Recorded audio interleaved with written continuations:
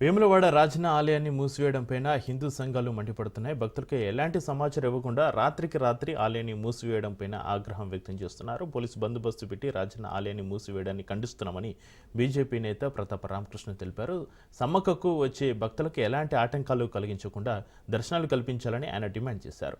దేవాలయం లోపల జరిగే విస్తరణ పనులు భక్తులకు ఎల్ఈడీ స్క్రీన్ ద్వారా తెలియజేయాలని రామకృష్ణ తెలిపారు.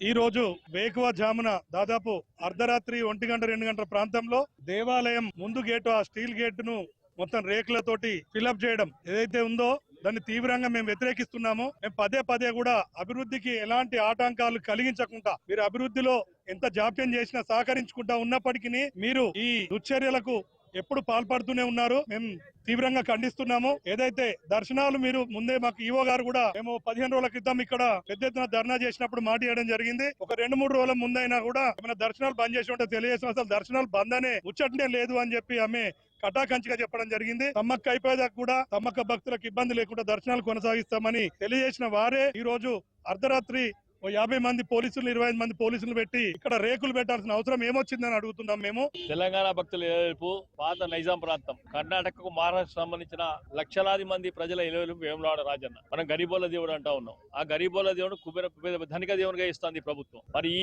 దేవాలయం మూసివేత మీద సంవత్సరం కెళ్ళి ఎపిసోడ్ నడుస్తా ఉంది. దేవాలయం మూసేస్తాం, సంవత్సరం మూసేస్తాం, 2 సంవత్సరాలు మూసేస్తాం, 4 సంవత్సరాలు మూసేస్తాం, పని ఎట్లా అనేది. సరే, గతంలో కూడా స్థానికంగా ఉన్న ప్రజాప్రతినిధులతోని వీళ్ళతో మాట్లాడితే కూడా ఇప్పుడు ఒకవేళ బంద్ చేసిన నెల 15 రోజులు సమ్మక్క జాతకం ఓపెన్ చేస్తా అని చెప్తా ఉన్నారు. మేము కూడా అడుగుతున్నాం, దాని గురించే డిమాండ్ కావాలి మేము చెప్తా ఉన్నాం. సమ్మక్కకు వచ్చే భక్తులు ఏదైతే ఉన్నదో వాళ్ళకి ఎటువంటి ఆటంకాలు కలవాలి. మరి సమ్మక్క జాతరకు పోయే ప్రతి భక్తులు కూడా రాజులను దర్శించుకుని సమ్మక్క కోరు. మరి హిందువుల మనోభావాలను లెక్కలోకి తీసుకోవాలి, ఆ రకంగానే జరగాలి. మరి నిన్న కూడా రాత్రి హుటాహుటిన మొత్తం అధికారులు వచ్చి పోలీసు బలగాలు వచ్చి ఇక్కడ కూర్చుండి అవన్నీ ఫెన్సింగ్ చేస్తే నేను అడుగుతా ఉన్నాను, హిందువుల ఉగ్రవాదులా తీవ్రవాదులా దాడి చేస్తారా? దేవాలయం గిట్ట గేటు కూలగొట్టుకుని లోపలికి వెళ్ళిపోతారా? మరి ఏం విధానం అర్థమైతలేదు. ఆ భయంకరమైన వాతావరణం ఎందుకు క్లియర్ అయ్యారే? ఆ రోజు అంతే దేవాలయం ఇక్కడ విచ్చలవిడిగా దుకాణాలు కూలగొడుతుంటే 200 మంది పోలీసు వాళ్ళు పెట్టి ఇదే విధానం ఎక్కడ ప్రొటెస్ట్ చేసే పరిస్థితి లేదు కదా, ఇక్కడ ఆపుకోలేదు కదా. హిందువులు చాలా మాయకులు ఏడ బండి ఉండడం మొక్కిపోతా ఉన్నాం. మన ఒక రోజు కార్తీక మాసంలో పైకి రానియకుండా కింద దీపాలు పెట్టుకుని పోయారు. ఆ దీపాలను కూడా సిగ్గు లేకుండా ఇమ్మీడియట్ గా